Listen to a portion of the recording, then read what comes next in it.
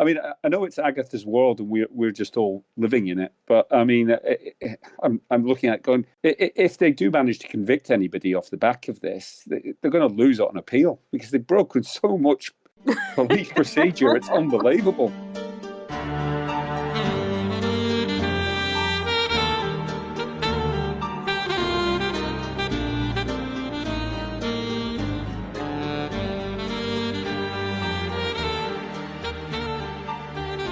Welcome, listeners, to the Vassals of Kingsgrave, Agatha Christie Reread. This is episode 39, where we will be covering Crooked House, originally published in May 1949. My name is Bina 007. I'm your host today, and I will be joined by Pat. 2.0 in the Discord. And wonderful to have back Hannah. Hey, Wing to Shadow on the Discord. So let's just repeat, as always, that we're going to be spoiler-free until the end credits music when we get into the solution and the clues. So let's start off with some lemon cake ratings. I'll go first just to be very brief and say that Crooked House is one of my all-time favourite Christies. Pat, is this a read or a reread for you, and where would you rank it? This is the read for me, and this is mid-tier Christie. And if we're doing lemon cakes, I'd give it 2.5, maybe 3 grudgingly. Ooh, okay. Hannah, how about you? Hey. That was scathing, Pat. That's a shock. Hannah's just picked herself up off the floor. Yeah, exactly. Yeah, I give it all the lemon cakes. I love this book. It's one of the only Christies I've reread more than, I think, 5 times. Yeah. I agree. It's an absolute stone cold classic. Well, that's one of the things I'm quite excited to listen to you talk about, Hannah, here, because I can see it's got things in it, but it's got a lot of stuff in it that just annoyed me. And I get the feeling that this is like Bina and I did the Hollow about a month ago, and she was quite scathing on that, and I felt she was unfair. And I get the feeling this is going to be my Hollow. This is going to be my book where I'm going to be unfair to it. It'll be a better discussion then. I mean, it's worth saying that the All About Agatha podcast that we both love rated this 5th on the list ahead of the Hollow at 8. I feel I'm right and justified and vindicated. Well, yeah, I think that what they've done here is they have given it bonus marks unfairly because of its novelty value. Maybe. I think they are that, like, one of the criticisms that I'd make of them is that I think that they are too hard on Agatha when she's refining a previous idea, because I do find like she puts a new spin on stuff and she does rework the ideas and she does improve them and evolve them. We've said that in the past. Yeah. And I think that stuff that she's not done before and it's like it's brand new, they give it a bump up because they say it's original. And I'm not sure I'm as generous on the originality point. I don't mind a story being retold if it's being retold in a different way and better told, as it were. I agree. So. Okay, well, let's see if we can persuade you of the merits of this book. For the reader who is uninitiated, the concept of this book, the action takes place in and near London in the autumn of 1947. And Christie said that the titles of this novel and Ordeal by Innocence were her favourite amongst her own works. So this is what she writes in her book. This book is one of my own special favourites. I saved it up for years, thinking about it, working it out, saying to myself, one day when I've plenty of time and want to really enjoy myself, I'll begin it. Crooked House was pure pleasure. I often wonder whether people who read a book can know if it has been hard work or a pleasure to write. Again and again, someone says to me, how you must have enjoyed writing so-and-so. This about a book that obstinately refused to come out the way you wished, whose characters are sticky, the plot needlessly involved, and the dialogue stilted, or so you think yourself. But perhaps the author isn't the best judge of his or her own work. However, practically everybody has liked Crooked House, except Pat, so I'm justified in my own belief that it is one of my best. I don't know what put the Leonides family into my head, they just came, then like Topsy they growed. I feel that I myself was only their scribe, and for me, that's the attraction of the book. I love the Leonides family. I think they're all really fascinating characters. It's a really toxic, messed up situation. I think it's all very credible. I love the solution to this book. And I feel I can sense her ease in writing it. I feel like I kind of read it very easily and quickly. Plot summary. It is, and this may be a bit of a spoiler for some, yet another version of the Stars Court, sort of massive family dependent on one rich person. So we have the very, very rich father, Aristide Leonides. He has remarried a younger woman and is then found murdered. And amongst all his rich children and grandchildren, you have to sort of figure out who was the one who done it, basically. That's the plot of the book, effectively. It's just another one of these children with thwarted lives who are trying to get out from under the sort of the big guy who's running the family. I wonder if we should say more on the I don't plot. think so, because I think a lot of the sort of this sort of stuff is best discussed in the spoiler section, because you can talk more freely about it. Yeah, I agree. Okay, well, let's get into it. I mean, this is very much a book that's about the social change and the impact of World War II in England, set in 1947. So it's everything that I wanted in the wartime books and didn't get. And there's just so much social impact of the war. So, for instance, when he's being described, Aristide Leonides, and they're discussing the kids, this is the quote: "One died in infancy, 2 of the sons were killed in the last war, 1 daughter married and went to Australia and died there, blah, blah, blah." So, the fact that the war just takes kids, we had that in the prior book. We're going to have it in the next book. It's just sort of matter of fact. And the idea of why one of the sons is living with his father. Yes, the Roger Leonides were bombed out early in the war.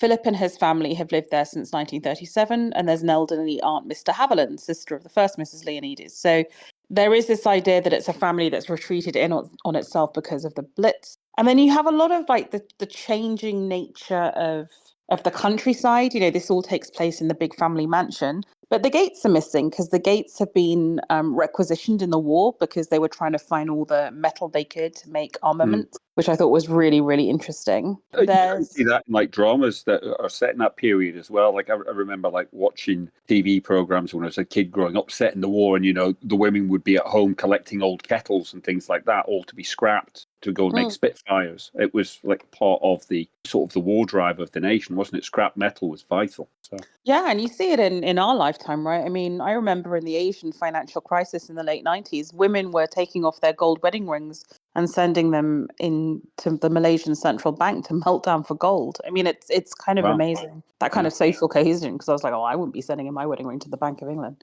But I don't know, different times, different cultures. And there's a lot of talk, as in the previous book and the next one coming, about rationing and coupons and saving up your coupons for clothes and black marketers. So here's a quote: "I simply can't make up my mind what I ought to wear at the inquest. Very, very subdued. Not black, though, perhaps dark purple.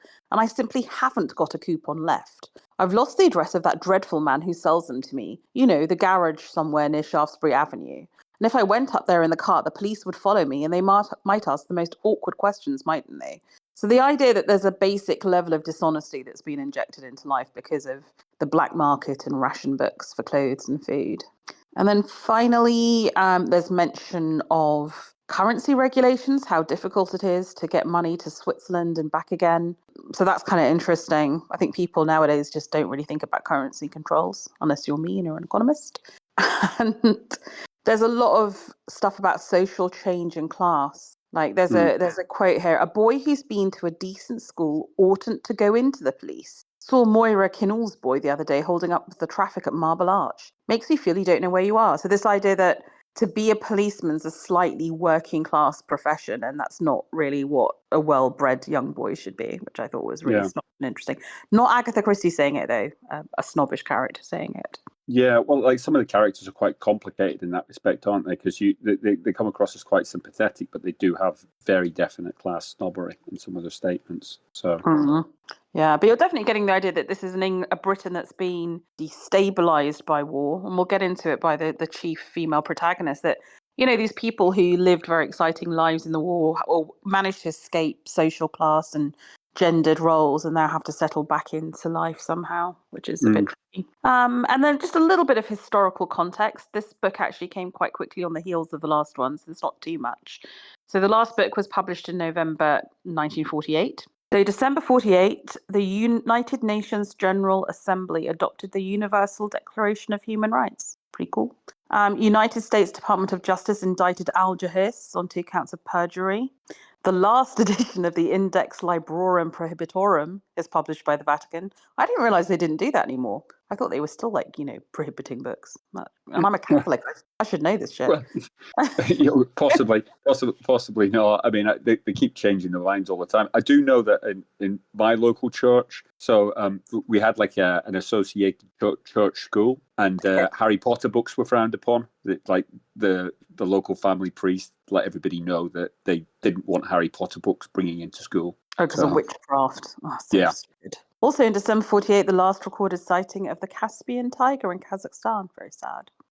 January 1949, a United Nations-sponsored ceasefire brings an end to the Indo-Pakistani War of 1947, which results in stalemate and division of Kashmir, which still continues as of this year. Forces from the Chinese Communist Party enter Beijing, so we're really in the thick of the Chinese Civil War now. February 1949, the B-50 Superfortress Lucky Lady II lands in Fort Worth, Texas, United States, after completing the first non-stop around-the-world airplane flight. It was refueled in flight. I thought that was pretty cool. Mm. Yeah, that's bitchin'. And early, right, for like around-the-world continuous flying. Such a great time for aeronautics. We have a disused one of those there's an air museum near where I live. Oh, cool. We have to go see that. And you can go up inside the Bombay doors of this thing. It's awesome. They have a bunch of planes that like are decommissioned, helicopters and stuff. And then they do touch and goes off of an airstrip that you can just sit and watch them right along the airstrip. They have bleachers. We're definitely coming to see you next time rather than you coming to Okay. Yeah, it's been March 1949, the English astronomer Fred Hoyle coins the term Big Bang, intending it to be derogatory during a BBC Third programme radio broadcast. But Fred Hoyle, one of the sort of leading cosmologists of the 20th century. So there you go. You can tell I know nothing about science. April 1949, the North Atlantic Treaty is signed in Washington, D.C., creating the NATO Defense Alliance. And maybe this is the year when it runs out. We'll find out. May 1949, the Council of Europe is founded by signing the Treaty of London. The Soviet Union lifts the Berlin blockade. The KMT regime declares Taiwan under martial law, which lasts until 1987. And the Federal Republic of Germany is established and proceeds to just beat England at football all the time. And that brings us up to the publication date of the novel. Fantastic. Basically, it's still the after effects of World War II, isn't it? It's sorting out the Cold War, who's going to run China, what's going to happen in contested places. And the fact that England will never beat the FDR at football now, because it's now unified Germany. So when England win the Euros this summer, it won't be over the FDR. It's no longer there. Are we going to win the Euros? I'm not sure we're going to win the Euros, but let's see. Let's get into the characters of the book. So let's start off with Aristide Leonides, the very famous rich man who is the murder victim. Born originally in Smyrna in Turkey, he arrived in London in 1884 when he was 24 years old. And there's a wonderful sort of pocket biography of this guy who has obviously got a lot of hustle and a lot of energy. I really found him admirable, actually. This is the way Agatha Christie describes him. Never anything outside the law, but he was the sort of chap that thought up all the ways you can get around the law. He's cleaned up a packet that way, even in this last war, and old as he was, nothing he did was ever illegal, but as soon as he'd get onto it, you had to have a law about it, if you know what I mean. He doesn't sound a very attractive character, I said. Funnily enough, he was attractive. He'd got personality, you could feel it. Nothing much to look at, just a gnome, ugly little fellow, but magnetic. Women always fell for him. So there he is, just very charismatic, skirting the law, makes a fortune. And here is another description. It was the portrait of a little old man with dark, piercing eyes. He wore a black velvet skull cap, and his head was sunk down in his shoulders. But the vitality and power of the man radiated forth from the canvas. The twinkling eyes seemed to hold mine. So I think from the skull cap, we're taken to believe he's Jewish. I think there's admiration in there from Agatha Christie for a roguish but incredibly driven and ambitious and successful man. What do you all think of Aristide Leonides? I think that, she paints this incredibly rich character for us. And what's interesting is we completely meet him after he's dead. But these descriptions of him are extremely vivid, where I feel like, you know him. And the whole setup to this book, I'll just say, reminds me of one of my favorite films, which is called it's Wes Anderson's The Royal Tenenbaums. Yes. Like, Who's I think Aristide in the Royal Tenenbaums? I Well, think Royal he's somewhere. Yeah, he's like somewhere between Royal Tenenbaum and oh God, it's been so long. But what's his friend that stabs him in the end? The guy Danny Glover plays, the lawyer. No, the guy No, who thinks with Shiv. yeah, yeah. I can't remember his The name. Indian guy who shivs him. Yeah, I can't remember his name right now. I don't know why Oh, that's I embarrassing. need to But watch that film again. I think yeah, he's me too. charismatic. I mean, I read it and I found myself falling for him. I was like, no wonder Brenda Leonides fell for him because he's super rich, Yeah, roguish, he's fun, and if you've just been through a war, don't you want someone who knows how to skirt the regulations and sort you out? I mean, I don't know. I found him very attractive. Pat, you're not convinced. I think if you're not convinced No, I do, and I think this is maybe one of the stronger characterizations in a book where I found quite a lot of the characterization quite weak. I mean, she's got maybe 3 or 4 characters who I think are well drawn and interesting, and like this character Aristide Leonides, it comes across like we've got correlations nowadays, like when they're saying like he was the sort of person who would find a way to make money and then we'd have to have a law against it. I mean, we've got that at the moment with crypto. People are exploiting the internet in new and interesting ways, and we're like, my God, we need to regulate this now because it's like the Wild West out there. So we have parallels in contemporary society with this sort of character. So he is very vividly drawn. I was curious though, like you picked up on the skull cap thing, and I'd not noticed that. I almost thought it was just almost like a night hat, like oh, okay. that. But like, I think it's a good point. I was wondering because you're saying like he was from Smyrna, Turkey, but for me, this guy came across as almost Greek. I know he was actually geographically now it's Turkey, but it is that sort of like that borderland, wasn't it? It was considered like the ancient Greeks considered it as Greece. So it is that sort of that Greek, and the name seems very Greek, and he almost came across as this sort of Aristotle Onassis character to me, where he was tiny but magnetically attractive to ladies, So I just that's what I thought about him as I was reading it. So yeah, he reminded me a bit of Mr. Eugenides from T.S. Eliot's The Wasteland, like this person who is kind of a citizen of the world. He's like a perpetual immigrant. It's kind of like the world has shifted underneath him. So like where he says he's from, the borders, he's just in like the Riverlands, right? The borders have shifted around him, and he's just really landed on his feet through basically just his own smarts and his own hustle. When so many are undone by that kind of radical geopolitical kind of instability.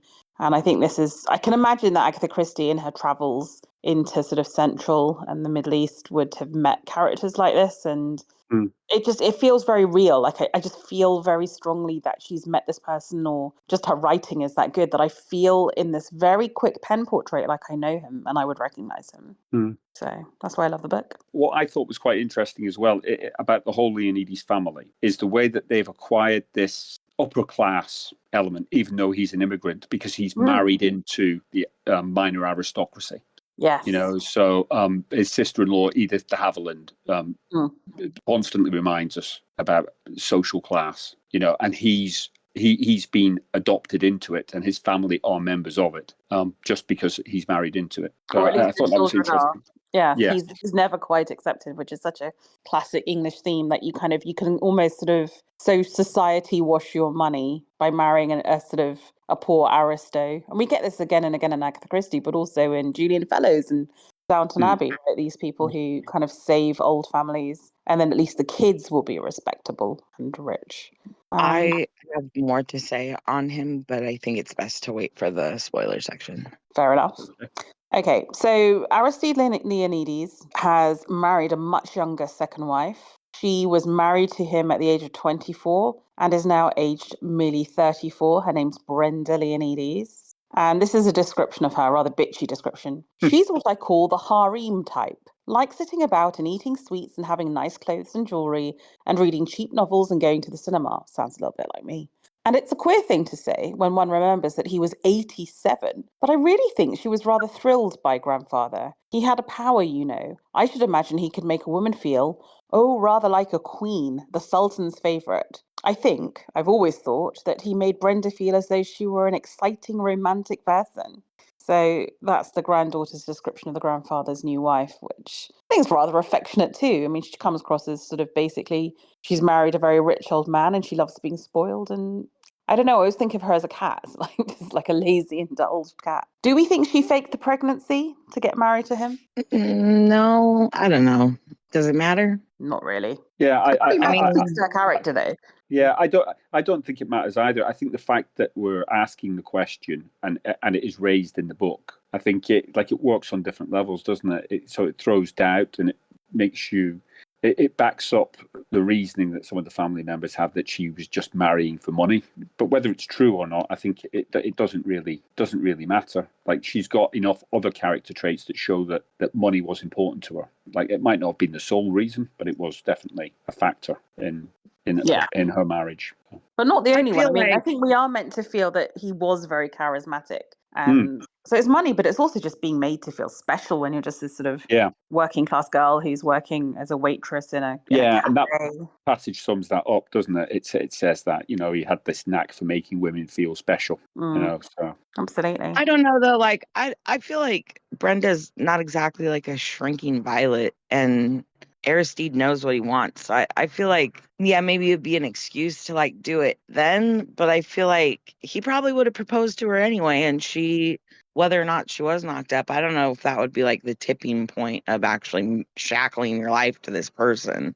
Mm. So I feel like what it does is raise a question of like, was it a free will engagement? And I think the answer ultimately would be yes. They know what they're getting out of it. They're not dumb. Yeah, I think both sides know very clearly what they're getting out of it. And there's no reason why you can't be happy. I mean, actually, the lack of illusions on either side can probably make for quite a happy marriage. Yeah, and like, who's to say it's not a good choice for both of them? So, and I Yeah. think that's what you ultimately get out of it at the end of the day is like he did love her, she did love him to the extent that they could, and it was, more or less like an arranged marriage. It's a contract, but I don't think it was like an unromantic one wholly or forced or coerced. Okay. Well, they all live together in Crooked House, which is it's a big country house, but it's a bit ramshackle. And they sort of have separate suites within it, so to say. So Aristide and Brenda live in one, and then they have a nurse. And we should also point out that the man was killed by having his own eye medicine injected into him instead of so that, the wife is obviously going to be a suspect because she was the one who administered the injections. And then there are other people living in the house. So the first little sort of family grouping is Aristide's son Philip, who is basically just a bit feckless and pointless. He just spends his time sort of holed up in his library writing dusty, serious tomes that no one really reads, but I guess is pretty harmless. He has married a stage actress called Magda West, who's very, very flamboyant and self-obsessed, and she's an actress, so Klaxon goes off there. She's always trying to put on sort of unsuccessful stage plays that lose a lot of money but have starring roles for her. And they have children. There's Josephine Leonides, who's Magda's 12-year-old daughter, Eustace Leonides, who's Magda's 16-year-old son, and then the big sister, Sophia, who's really, I guess, one of the protagonists of the novel. She's one of Agatha Christie's bright young things. She's been off in the war and had a really exciting time. And in the meantime has become engaged to Charles Hayward. But she feels that she can't go forward with a marriage until this murder is solved. So he comes in kind of to investigate the murder. And it turns out that his father is sort of super senior in Scotland Yard. So he's sort of investigating from the inside alongside the actual detective who's investigating it from the outside, Chief Inspector Taverner. And the old man, this is very Slough House, isn't it? Very slow horses. The old man is sort of giving him hints about the case. And I guess another sort of person who's attached to that sort of family unit of the Philip Leonides family there is a tutor called Lawrence Brown who's been hired to tutor Josephine and Eustace. And he's about 30. And I think we're taken to understand that he's in love with Brenda probably, and she's probably having a harmless flirtation with him. And then there's also a nanny to Josephine called Janet Rowe, Nurse Rowe. So that's the sort of that part of the family. In the latest film version of this on Amazon Prime, and I think it's in conjunction with BBC, they outright say that like the tutor is like Lawrence Brown is like the pinch hitter for Aristide Leonides, and it's an arrangement the three of them have, and I'm like, I don't like that. Yeah, that's There's just there's a lot of liberties that thing took, and this was one of the ones where I was like, that's too much. Yeah, I agree. But I have to say, I love Sophia as a heroine. I think she's just yet another one of these super smart women. This was one of the reasons why I didn't enjoy this book, I think, as much. I found Sophia and Charles quite thin as characters. I mean, the best thing I have to say about Charles is that he is basically good-looking honey trap sent undercover by the police. But it's a bit Tommy and Tuppence, isn't it? The boy's good looking and the girl's got the smart. But like, he's been officially sanctioned, but where's the warrant? Where's his official appointment? I mean, I know it's Agatha's world and we're just all living in it, but I mean, I'm looking at going, if they do manage to convict anybody off the back of this, they're going to lose it on appeal because they've broken so much police procedure. It's unbelievable. But like that's I suppose nitpicking too much. The one shining light, I think, in this whole family, and again, it's like with quite a few of my favorite Agatha books, it's because this character could have come straight out of P.G. Wodehouse. It's Magda West. I love her hilarious. He read so well. And the one great thing I would say about Charles Haywood is his little aside after he's met her and they've had about 15 minutes together, and he says something like, and I realized that everybody in the world was merely Magda's audience. You know, I'm here. He's not even acknowledged my presence. I'm just somebody to be performed in front of. Yeah, and I did enjoy her as a character. Christie can do that really well sometimes. She can make these larger than life characters that are very engaging and charismatic and entertaining, and like Magda was the only one, and there weren't enough of them in this book for me. So. Yeah, well, I would say I really like Sophia as well. I love Aristide. I quite like Brenda as well. I think she's just a very affectionately painted, sort of very credible woman. I think the women are very strong in this. The way this reads to me between like Edith and Magdala, it's just the whole tapestry of them again, very rich. And you know what it really reminds me of sometimes is like the more insane moves that you hear about like the royal family making after Queen Elizabeth took the throne, like with the matchmaking and stuff, and this like in The Crown, you know, those scenes where the family's all together and like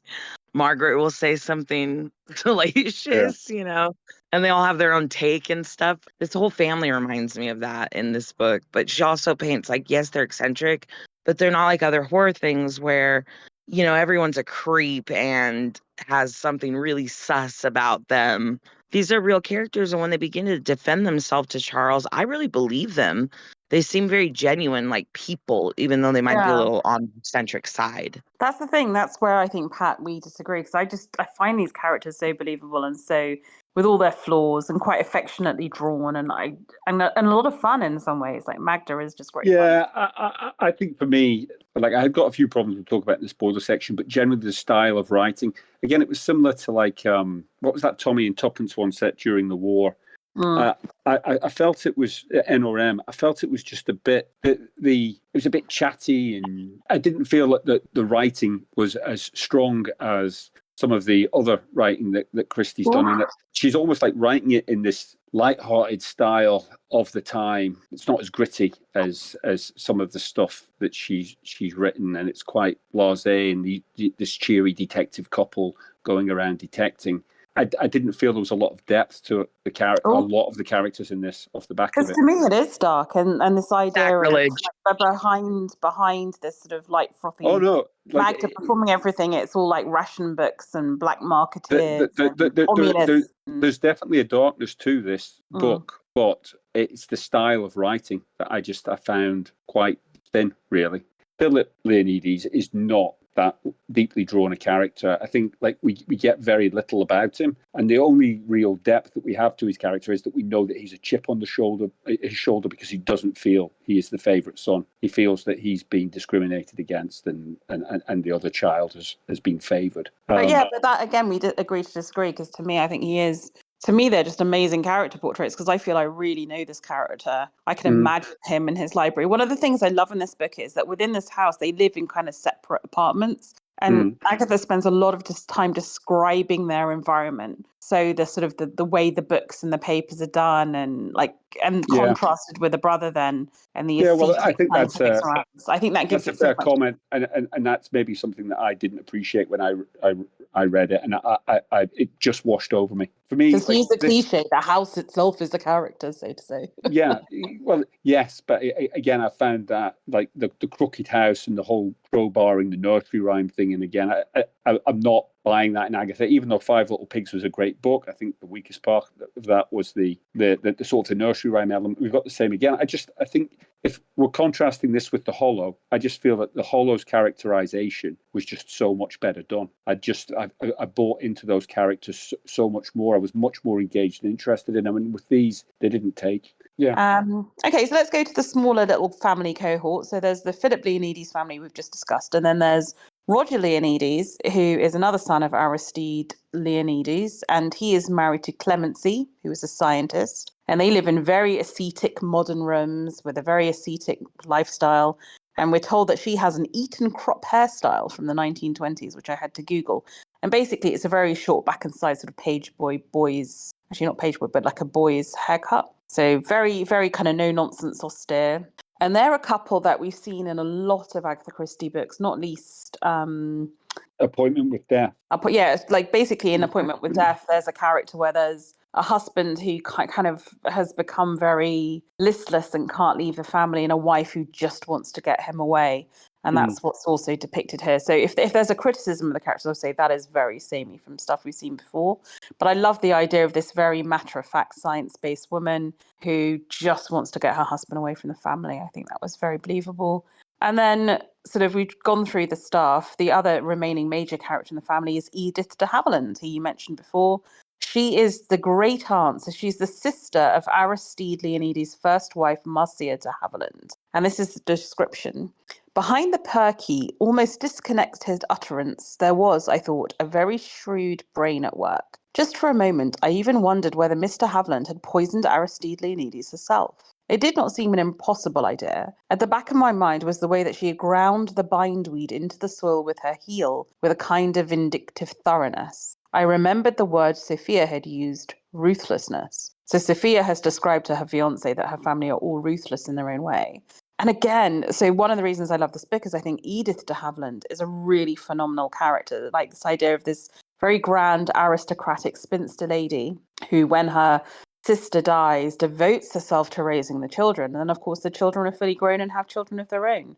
But she sticks around in the house kind of as a sort of weird sort of guardian of values. I mean, I see her stalking around this house with sort of iron-rodded will. Yeah, a really fascinating character, I find. Yeah, I would agree with you about Edith de Havilland. I think, like I said, there are a few characters in here who are, worthwhile exploring, but I found the rest of the cast unengaging. I mean, Roger Leonides, he's like, he reminded me a lot of What's Our Guy.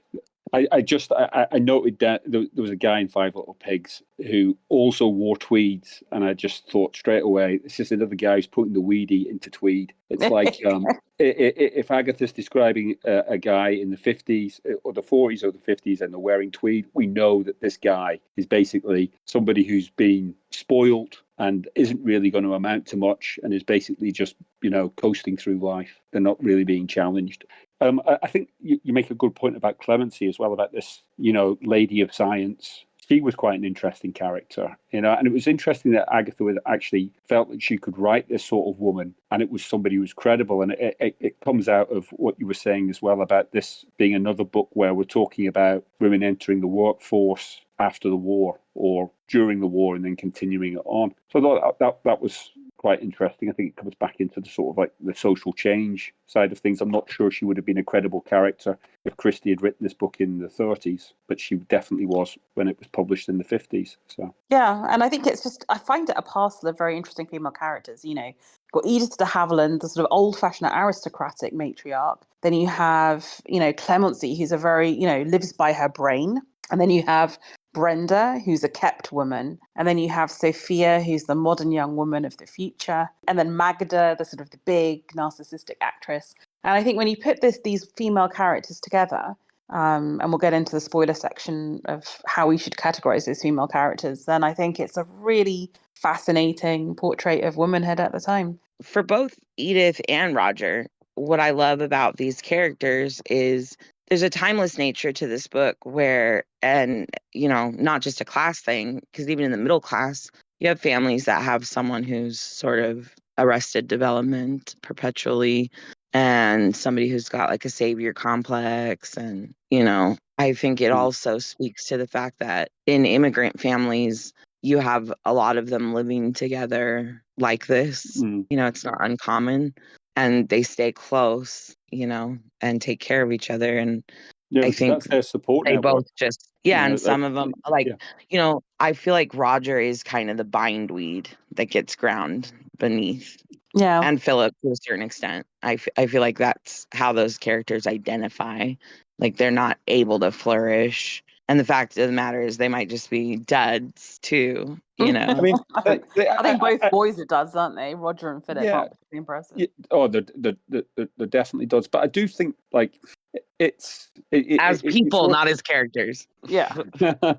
it's worth discussing this sort of like in relation to something like Hercule Poirot's Christmas, because we have two different patriarchs here, don't we? Because Aristide does come across as somebody for whom family wasn't, or like Mrs. Boynton in Appointment with Death, family wasn't something for him to lord it over and subjugate and rule as a petty kingdom. No, on the other hand, he gave them generous financial settlements and said, "Go off and do your thing," and he made his money all over again. Like he basically gave them all his money and made another fortune, and they did nothing with it.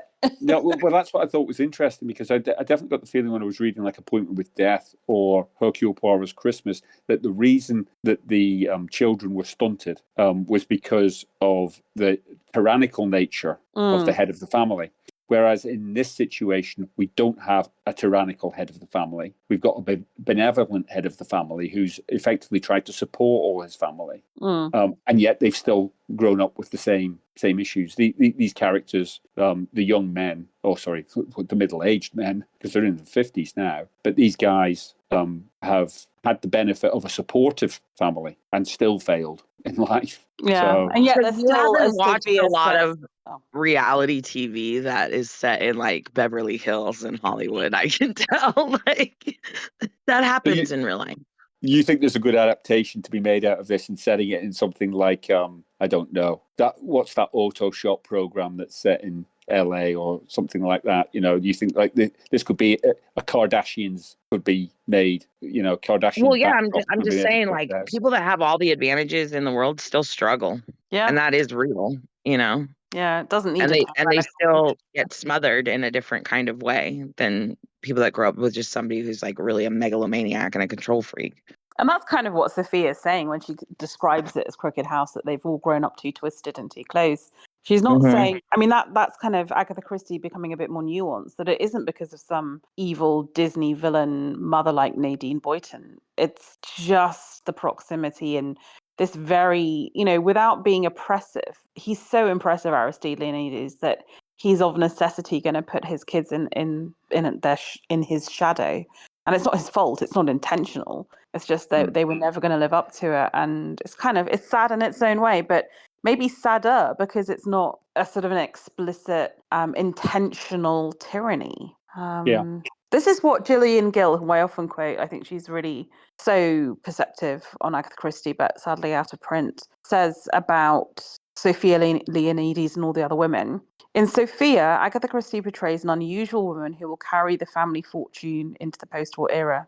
It is remarkable that all the female characters in Crooked House, except Brenda, are exceptionally able and talented. Magda, a successful actress, and Clemency, an equally successful scientist, both take dominant roles in their marriages. Edith de Havilland is respected in the family as having the same kind of character and determination as her tycoon brother-in-law Aristide. It's true, they're depicted as equals. In fact, the careful reader soon realizes that talent, energy, and character are what count in the Christian world, not gender. We've said this in previous podcasts, maybe not as eloquently as Gillian Gill, but this is a constant theme right. I mean, I remember discussing this with you when we were talking about Appointment with Death. Yeah. And I was like, why is this young female doctor even remotely interested in this complete wet paper bag of a man? Like, like why? But, like she is constantly doing this. The only thing I would say is like on another twist to Magda as the successful actress, I think we're actually given another example in this book about, because the one of the detectives said she's not a particularly successful actress because although she's very talented, because she's never been challenged or had to work, she's actually been quite lazy. And she would have been better off never meeting her husband and just hustling. Yeah, I agree. Maybe like the actress in The Hollow who went to Hollywood and genuinely has become successful. Okay, which probably is a nice segue into progressive or regressive, because I think the female characters in some ways are very progressive, as we would expect in Agatha Christie. But yes, there is some, very little actually, but there is a little bit of regressive stuff. I thought it was very funny as someone who eats a lot of curry because I'm Indian. There's a little passage where it says, he gave me a free hand. I will say that. This is Mrs. Haviland. Nurses, governesses, school, and proper wholesome nursery food. Not those queer spiced rice dishes he used to eat. So she's the British aristocrat turning her nose down at probably his very, very tasty Mediterranean food. She's got a few, Edith, hasn't she? I've not written any down, but she is constantly, and particularly in relation to Brenda, she's constantly quite scathing about how Brenda isn't behaving as one would expect a member of that class to behave. Toast pass. But if you whoever's going to replace your sister is someone you're not going to like, especially when she's like 50 years younger and clearly, she is still using the class angle as a way of sticking the knife in. So. But I think what's interesting here is Agatha Christie doesn't side with her. She's commenting on it as a character, but she's not siding with her. And similarly, there's a discussion about sort of the gender normativity of poisoning, which we've had since the start of Agatha Christie. But here it's very clear that she thinks it's all nonsense, this idea that women are poisonous. So anything struck out as you as particularly, that's a bit not okay anymore? No, I mean, I think just to come back to the sort of the timeless aspect of it, I think part of that is that we're dealing with a family dynamic. Like with a lot of Agatha's books, we're dealing with personal relationships, and I do think a lot of them can be moved to any sort of time as long as the plot doesn't twist on a particularly technological quirk or an event of the time. I think that you can move them to sort of any period because we are dealing with families or people, personal relationships. To get sidetracked, in previous podcasts, we've always talked about it and said, I wonder how Agatha would compare with her contemporaries, books that were being published at the time. So as a sort of side exercise, I went to have a look at other books. And so I had a look at Goodreads, and I had a look at the top 50 bestsellers from 1948. So this was in the context of Taken by the Flood, but it never really came up. But I thought it would be worth mentioning here. So I thought if I ran down a list of books, you could tell me whether you thought these authors were maybe more progressive or regressive than Agatha. Okay, go on then. So Dodie Smith, I Captured the Castle. I've never read that, so I don't know. Oh, it's lovely. It's a lovely book. Progressive or regressive? Probably about the same. I don't think either of them are too bad, actually. Okay. The Naked and the Dead by Norman Mailer. Oh, that's very new. That's kind of problematic in its own way. That's arguably far more misogynistic. Norman Mailer is quite problematic, but it would have been seen as very modern at the time. Yeah.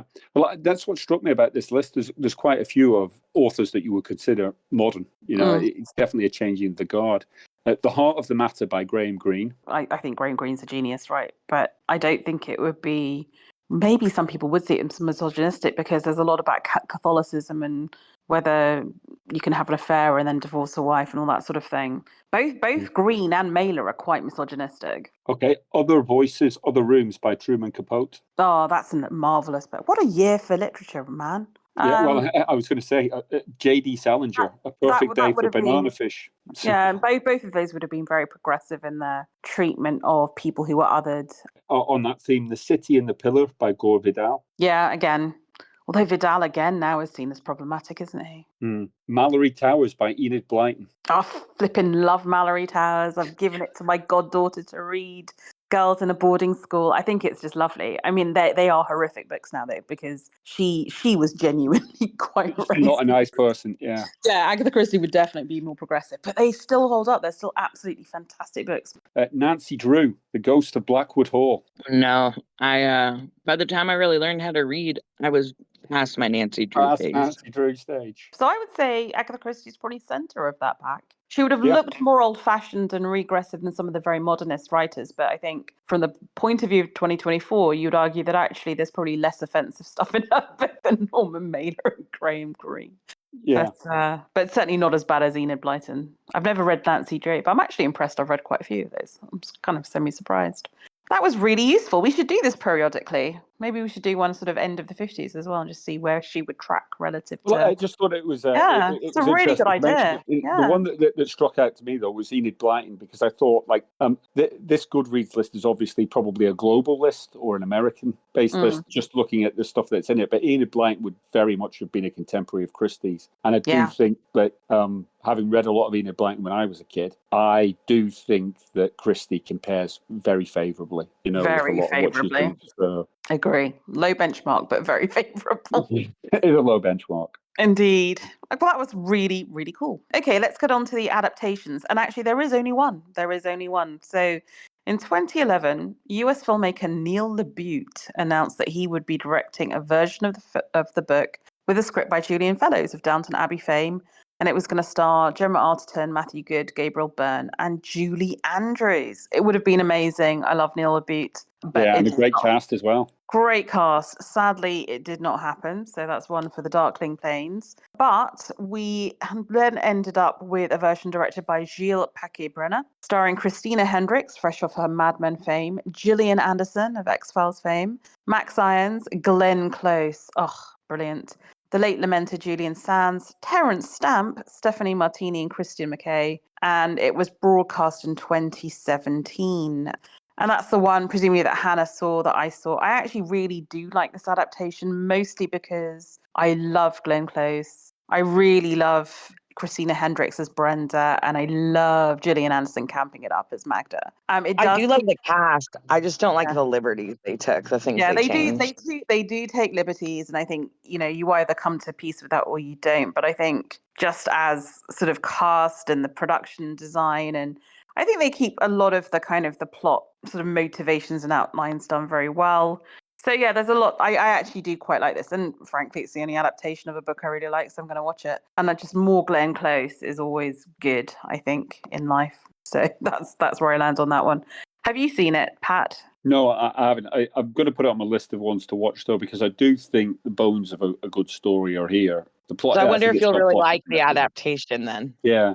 Well, I think I will. I'm just looking at the cast. I'd almost give Gillian Anderson a pass in anything that she does. She's absolutely hilarious. I mean, if you think Magda's kind of the best character, then you're going to love it. It is really fun. There's a particularly good dinner party scene where at one point Christina Hendricks just bursts out laughing. It's just so good.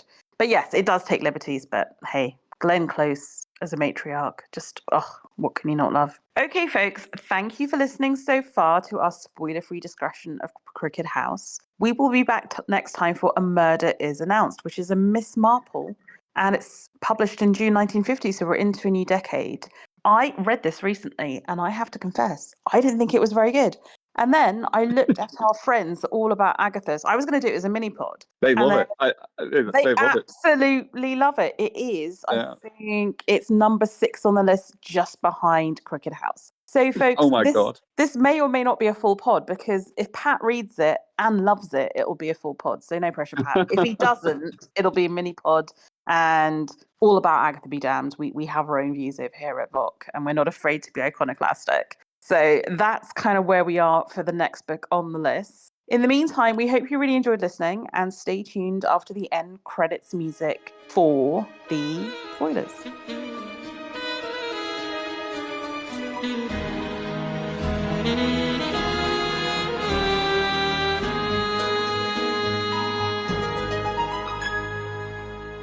Okay, folks, this is now all spoiler-filled and clue-filled, and basically, this is what happens. The person who killed the old man was little Josephine, who wanted to dance ballet, and the old man, Aristide, would not pay for her dancing lessons. So she's the one who kills him. And then she kills Nanny by basically putting poison in the hot chocolate that she knows she's not going to drink, but that Nanny always drinks because Nanny's greedy. And basically, she just does it because she is a psychopath. So this is the book, like when people say, oh, there's the kind of the poison pen letter Agatha Christie, and then there's the serial killer Agatha Christie. This is the child killer Agatha Christie.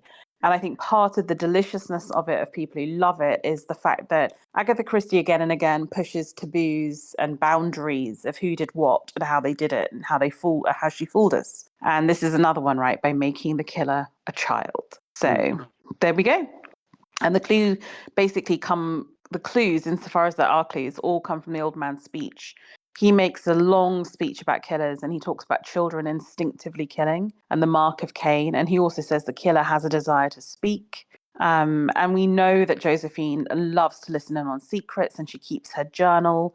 And yes, it's all very kind of like, I think once you know who did it and you go back and you read it, it's very in plain sight. The kind of the final twist, which I think is almost the more satisfying, is the idea that the aunt discovers that she's ill, she doesn't have long to live, and she takes her little granddaughter off for an ice cream and just drives them off a cliff, sort of, or into a hedge, Thelma and Louise style, and gets rid of her because she recognizes that there's something irredeemably evil about this little girl. Well, I think there's also an element of this idea of her being above the law almost. She recognizes it's a problem that needs to be dealt with, but because she's part of the aristocracy, they have to deal with this themselves. They don't want the scandal that's going to be associated with it.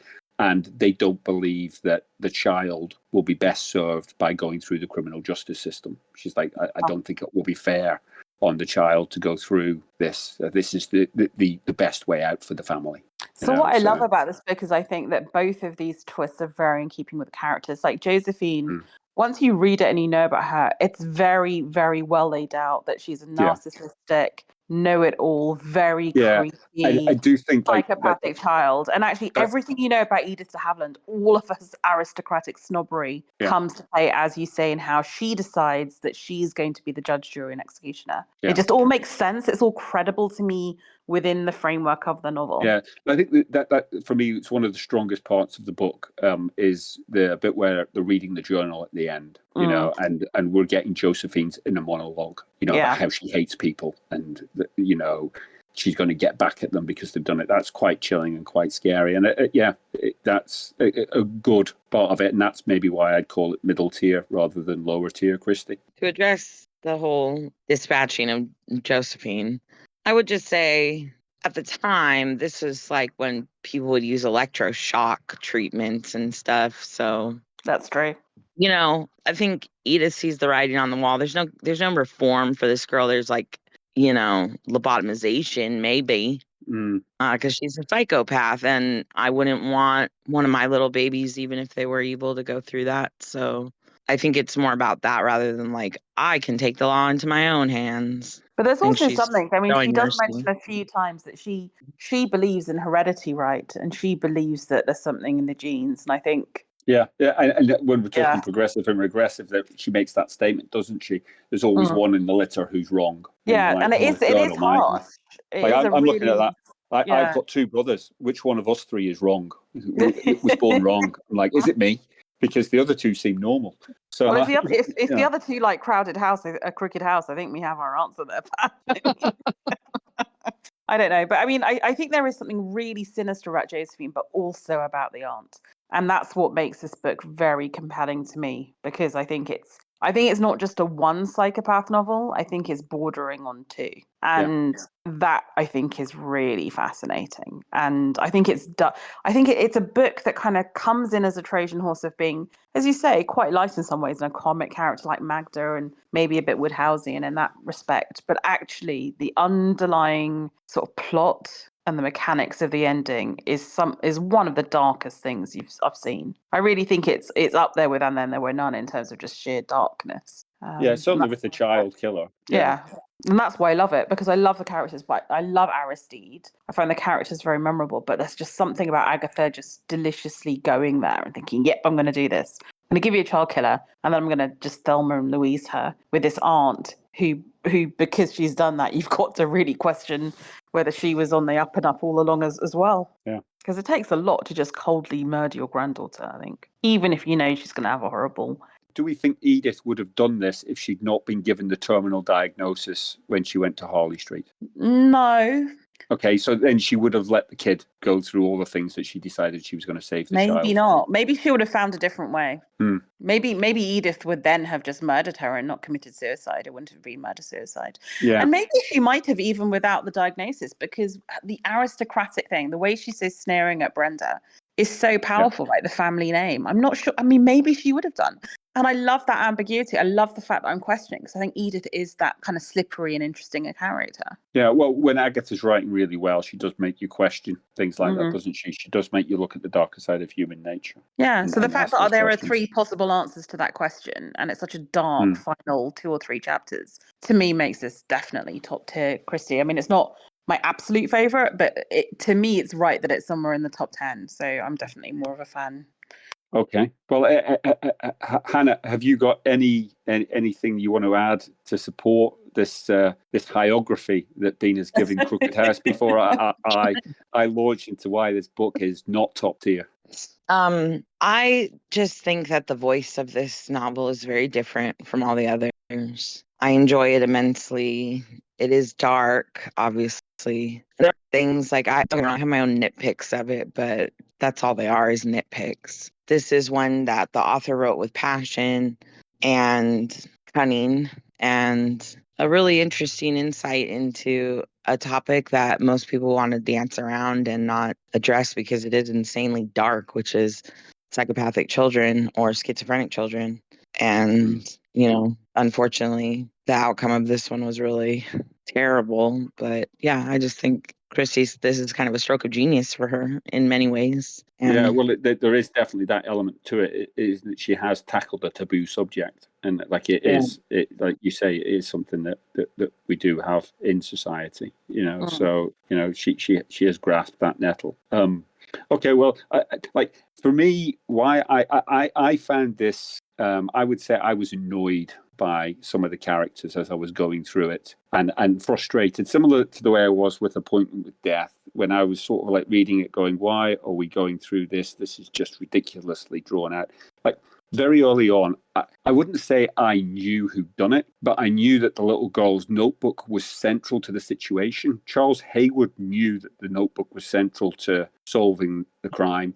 He told the police the notebook was central to solving the crime, and we had to wait for somebody else to get killed before anybody even bothered about the notebook. And I was like, why wasn't this kid just dismiss kids? Because people don't bother with kids. That's why. Well, yeah, but why? Well, but then at the end, then we get the Charles Haywood's dad turning around and going, "Oh, I always suspected that it was the child." And it's like, oh, like the whole book, he's just been this patronizing know-it-all who, in hindsight, knows everything, but he's just sat in his office in London doing nothing about it while people I thought you'd off. like this, because I thought you'd think it would be like, what's the hero of Slow Horses, and then his dad that he often goes off and consults with? River Cartwright. Yeah, I thought you'd think there's only one hero in Slow Horses, and it's Jackson Lamb. Everybody else is just setting the stage.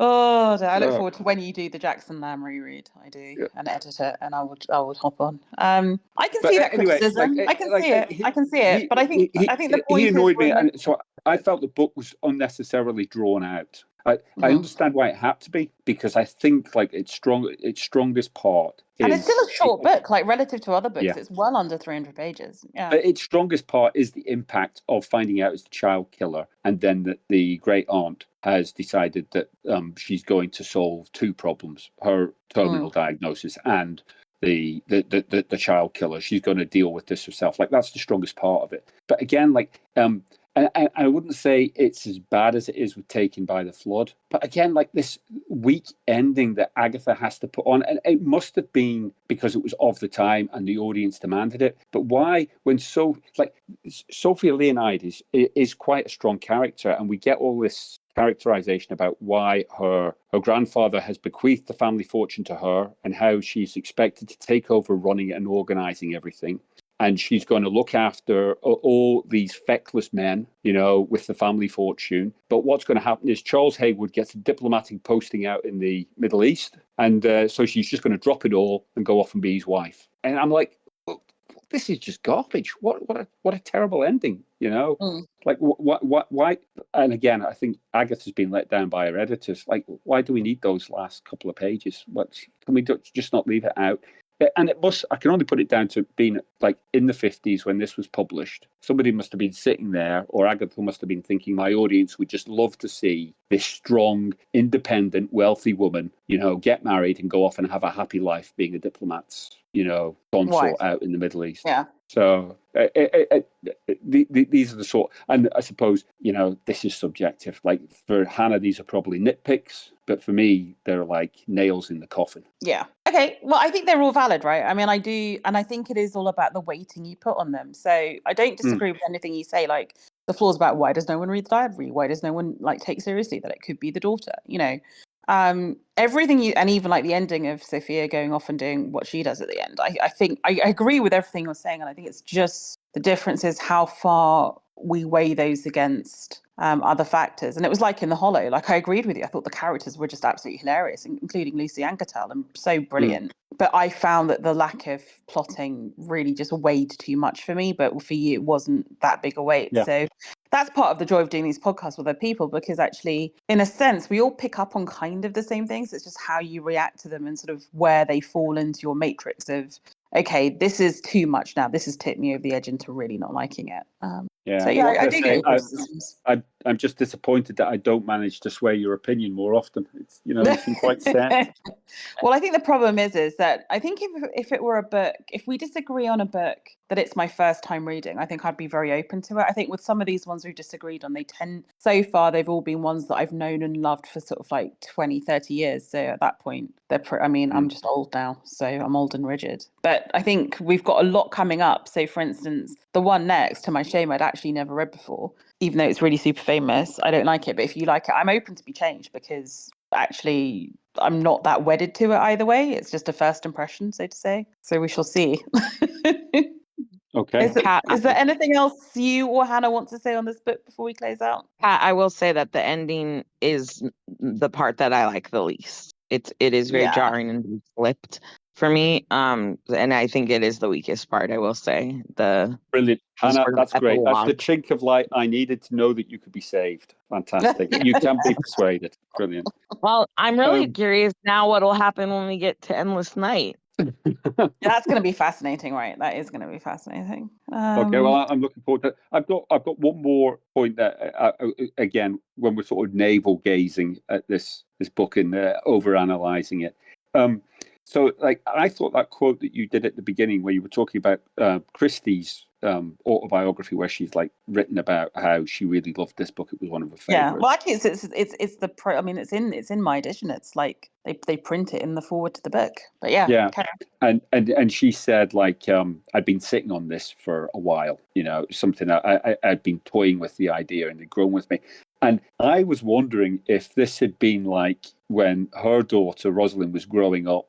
She'd been like early teens and particularly trying and difficult. And Agatha thought, oh my God, she's just a complete psycho. And then she thought, child psychopath, right, I must write that book. And she just didn't get round to it at the time.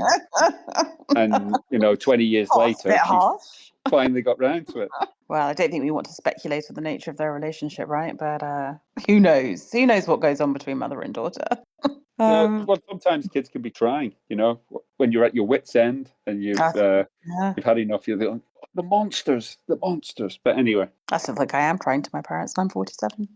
Okay, well, that was a really, really fun conversation. I'm glad, Hannah, you were able to jump on, because I know this is... it's been great. I'll have to get you on for Endless Night. I know that there are a couple that are very close to your heart age, so we'll make sure you can jump on for those. Yeah, I did really. I think there was something in what you said as well about the voice of the book. I think particularly towards the end, the voice of the book is quite strong, and I do think we often do we recommend people read these or not read them? And I think this would be one of the mid-tier ones. I would say you should read, really, because I think the final third of this book is a stone cold banger from my perspective. Yeah, a lot of my dislikes are they're subjective, and it's mainly because I wanted to get back at Bina for not giving The Hollow a higher rating. Ah, dear Lord.